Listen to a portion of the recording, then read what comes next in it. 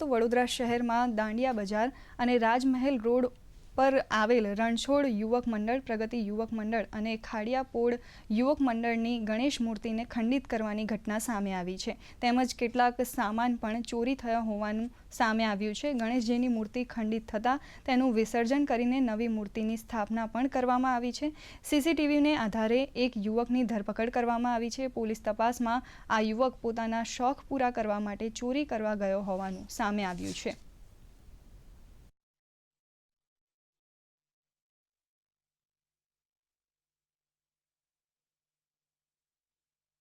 પૈસાની શોધખોળ કરતી અને આ મૂર્તિ છે સંપૂર્ણ માટીની બનેલી હતી અને મિસહેન્ડલિંગમાં એ ખંડિત થઈ હતી અને ત્યાંથી એ પ્રગતિ યુવક મંડળમાં ગયો હતો કે જ્યાં એને કંઈ પણ મળી આવ્યું ન હતું અને ત્યાંથી તે તાંબાના લોટા અને લઈને જતો રહ્યો હતો.